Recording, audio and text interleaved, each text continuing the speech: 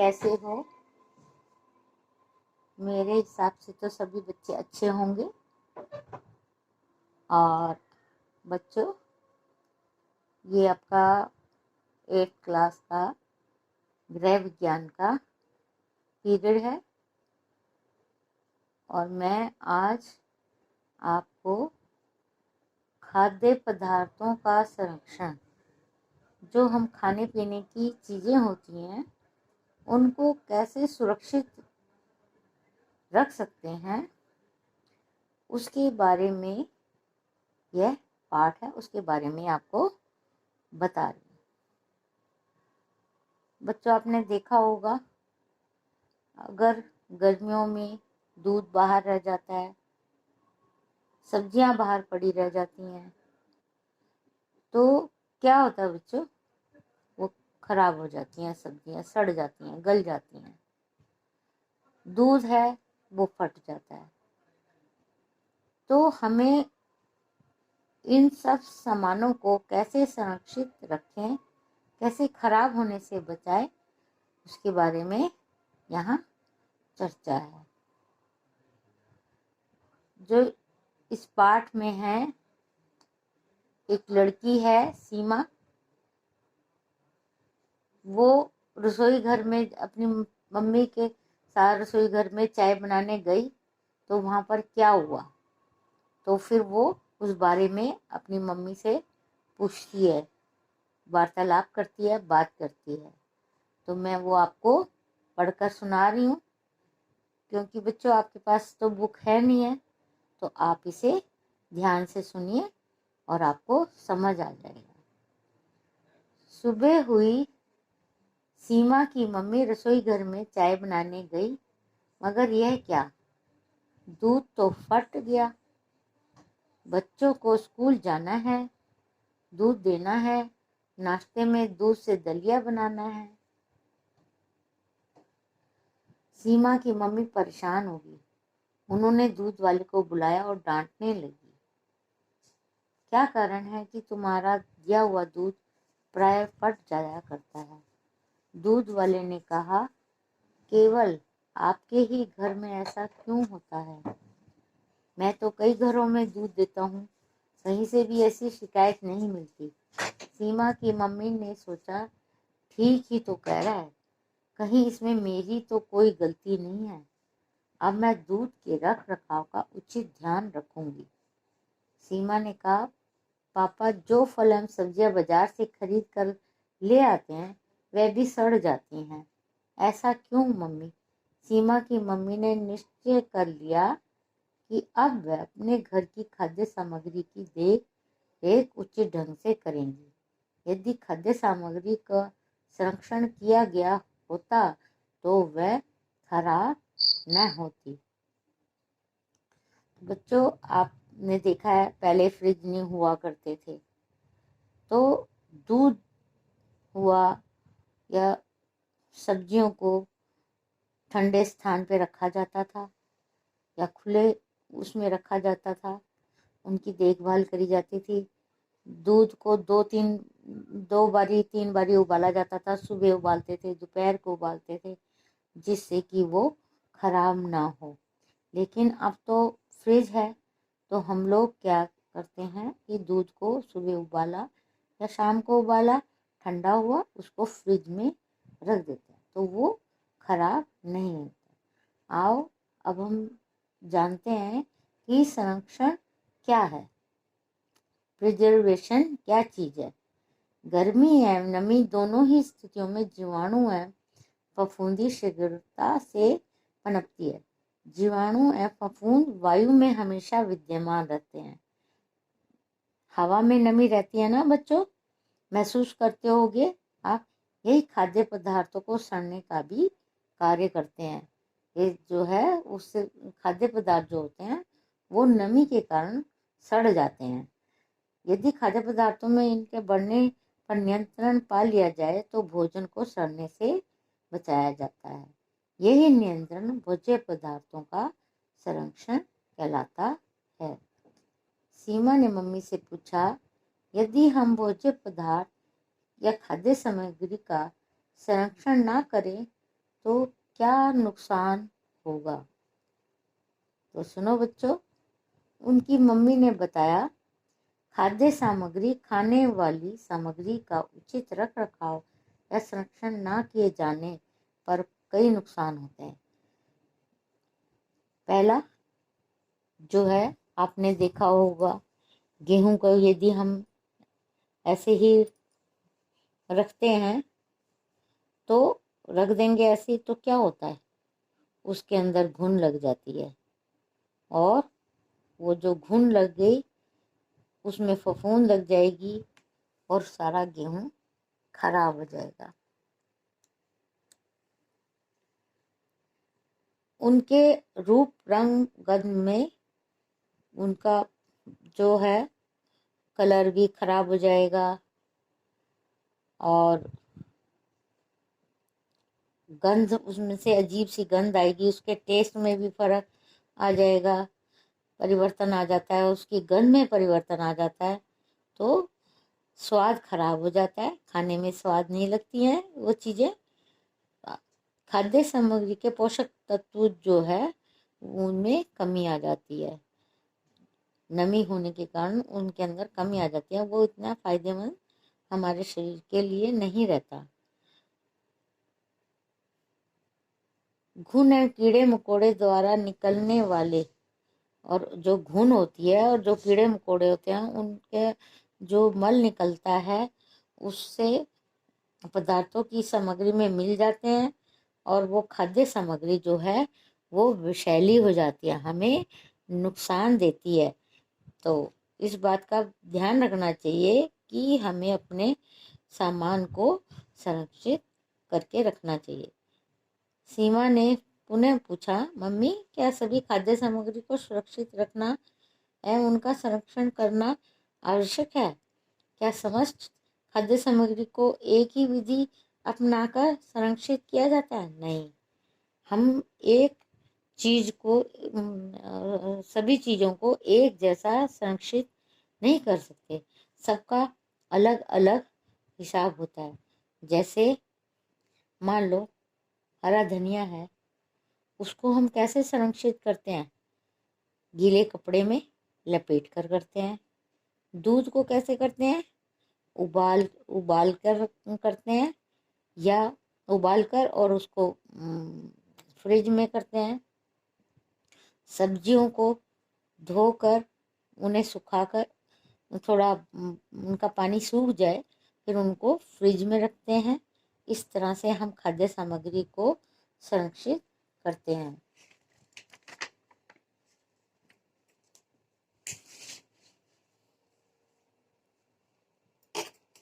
तो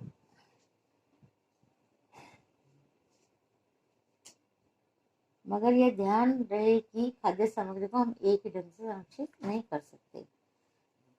हम खाद्य सामग्री नष्ट होने की क्षमता का ध्यान में रखकर उनका रख रखाव करते हैं। हम भोज्य पदार्थ के नष्ट होने की क्षमता को ध्यान में रखते हुए निम्न दो भागों में विभाजित कर लेते हैं। पहले तो है जो शीघ्र नष्ट होने वाली पदार्थ हैं। शीघ्र नष्ट होने वाले पदार्थ हैं जैसे उसमें खाद्यान्न, दालें, मसाले, सूखे मेवे, घी, तेल आते हैं। और इसके अंतर्गत दूध, दूध से बने पदार्थ, फल, सब्जियां, अंडा, मांस एवं मछली आते हैं। तो ये जल्दी ही नष्ट हो जाते हैं, शीघ्र नष्ट होने वाले पदार्थ हैं ये। सीमा को चिंता हो गई कि उसके घर में बहुत सा सामान खराब हो रहा है। सीमा ने कहा, मम्मी, अपना घर का काम करके इतना थक जाती हैं कि आप खाद्य पदार्थ को सुरक्षित रख पाने का ध्यान ही नहीं रहता। यदि आप इन्हें सुरक्षित रखने का तरीका बता देंगी तो आगे से मैं ध्यान रखूंगी। घर के सदस्यों की मदद से इन्हें सुरक्षित रखने का प्रयास करूंगी। सीमा ने कहा, सबसे पहले हम खाद्य पदार्थों को उनकी प्रकृति के आधार पर सुरक्षित रखने के तरीके से परिचित कराएं।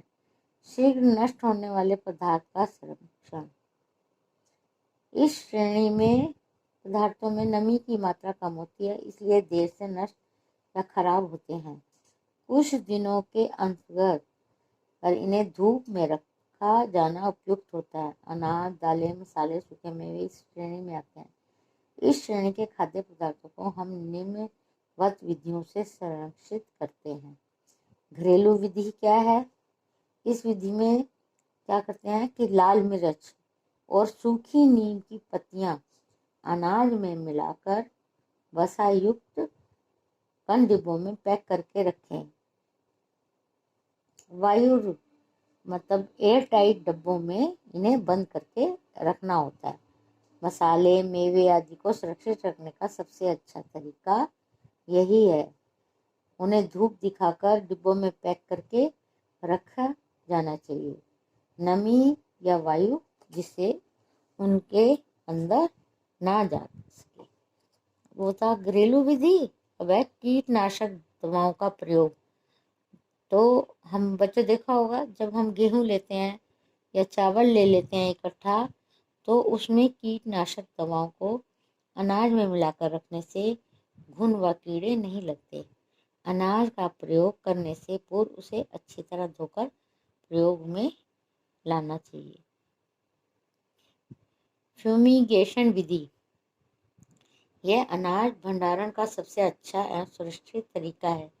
इस विधि में ऐसे रसायनों का प्रयोग करते हैं जो गैसीय अवस्था में परिवर्तित होकर पूरे अनाज में फैले जाते हैं। इस विधि में इथाइलिन डाइब्रोमाइन, इथाइलिन ट्राइक्लोराइड, एम कार्बन टेट्राक्लोराइड जैसे रसायनों को अनाज में मिलाते हैं। ये रसायन द्रव मतलब पानी की तरह होते हैं और छोटी डिब्बियों में रहते हैं। जब ये डिब्बियों को अनाज के अंदर रखते हैं तो डिब्बियों को तोड़ देते हैं और फिर उसको अनाज के अंदर रख देते हैं, जिससे कि अनाज खराब नहीं होता, पूरे साल चलता है। और जब हम उस अनाज का प्रयोग करते हैं तो उस अनाज को पहले हमें क्या करते हैं कि उसे धो लेते हैं, अच्छे से धोकर साफ कर तब हम लोग उसे प्रयोग में लाते हैं। मम्मी ने सीमा से कहा कि अब उन खाद्य सामग्रियों का संरक्षण के संबंध में बताऊंगे जो शीघ्र ही खराब हो जाते हैं। शीघ्र नष्ट होने वाले पदार्थों का संग्रह किस तरह से किया जाता है, अब आप ये सुनिए।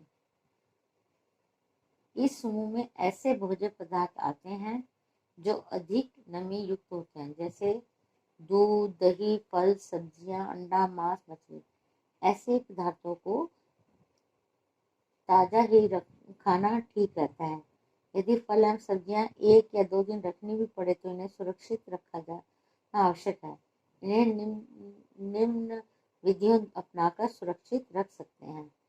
ठंडी विधि, गर्म विधि, 2 विधियां हैं। हरी सब्जियों के ऊपर ठंडे पानी का छिड़काव करते रहने से उन्हें 2-3 दिन तक सुरक्षित रख सकते हैं। दूध एवं दही जैसे भोज्य पदार्थों को किसी बर्तन में रखकर उन्हें ठंडे पानी में रखने से सुरक्षित रखा जा सकता है। यदि फ्रिज उपलब्ध है तो फ्रिज या आइस बॉक्स में हरी सब्जियां, पका भोजन, दूध, दही, मक्खन एवं फल कई दिनों तक सुरक्षित रखते हैं। फ्रिज में फल एवं सब्जियां थैलियों में रखनी चाहिए। गर्म विधि, अब गर्म विधि में कैसे रखते हैं? इस विधि में भोज्य पदार्थों को थोड़े थोड़े अंतराल पर गर्म किया जाता है, जिससे जीवाणु एंजाइम का नष्ट हो जाते हैं। दूध एवं भोजन को 5-6 घंटे के अंतराल पर उबाल लेने से उन्हें खराब होने से बचाया जा सकता है। सीमा की उत्सुकता शांत न हुई। सीमा ने अपनी कक्षा में जाकर अपने टीचर से पूछा कि कभी कभी हम लोग बिना मौसम के भी मटर, गोभी, मेथी आदि कैसे उपलब्ध कर लेते हैं। उनके टीचर ने बताया, निर्जलीकरण विधि द्वारा बिना मौसम के भी फल एवं सब्जियां उपलब्ध कर लेते हैं। बच्चों, अब ये निर्जलीकरण क्या होता है देखिए। खाद्य सामग्री के से जो नमी को हटाना ही निर्जलीकरण होता है। जैसे हम आप बच्चों, आपने देखा हो घरों में गोभी,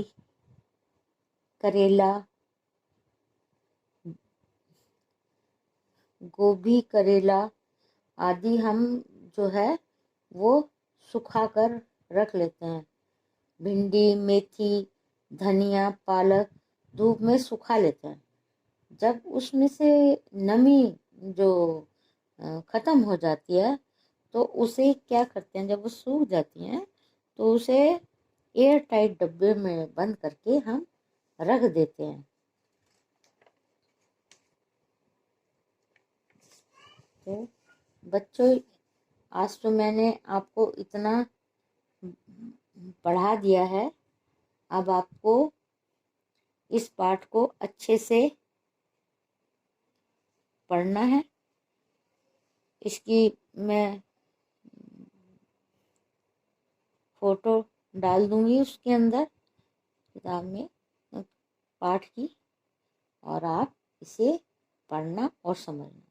यदि आपको कहीं पे समझ नहीं आता, आप मुझसे पूछ सकते हैं। समझ में आई?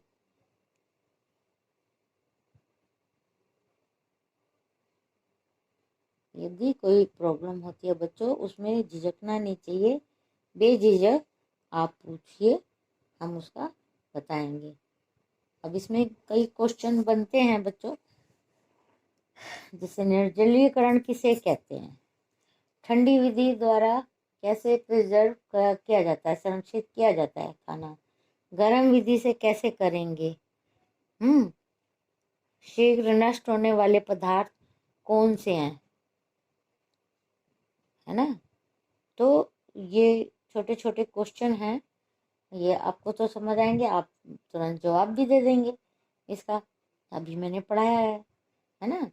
ठंडी विधि से जो हम ठंड में रख के पौधों में, सब्जियों में और फलों में उनको सब पानी का छींटा देकर या पानी के ठंडे पानी के अंदर उसको रख कर सुरक्षित रखते हैं।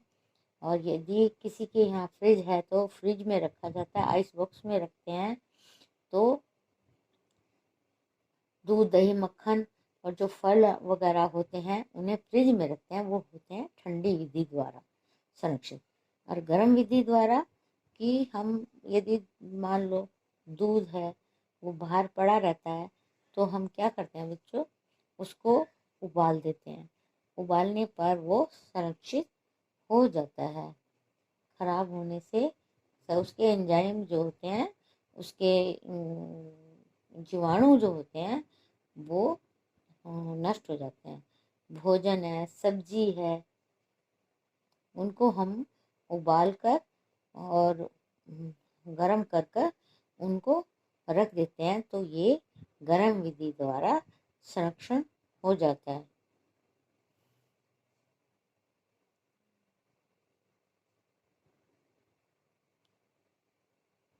ठीक है बच्चों, सब ने अपने घरों में देखा होगा, जब सर्दियों में गोभी बहुत ज़्यादा आती है और सस्ती होती है, तो उसे प्रिजर्व कैसे करें, माला सी बनाकर उसके गोभी की तोड़ के माला सी बनाकर और धूप में सुखाया जाता है। गाजरों को काट काट के धूप में सुखाया जाता है। फिर उसको बनाने से पहले उसको पानी में उबाल लेते हैं। और वो बिल्कुल ऐसे हो जाती हैं जैसे ताजी ताजी सब्जी। तो हमें इस तरह से उन फलों, उन सब्जियों को संरक्षित कर लेते हैं। करेला है, भिंडी है, इन सबको इसी तरह से, धनिया को करते हैं, मेथी को करते हैं। मेथी को सुखा के रख लेते हैं और जब मौसम नहीं होता तो उस मेथी को धोकर पानी में भिगो देते हैं, गर्म पानी में, और उसके मेथी आलू की सब्जी बना देते हैं। इस तरह से जो है ये आपका संरक्षण विधि द्वारा है। भोज्य पदार्थों को संरक्षित रखने का तरीका।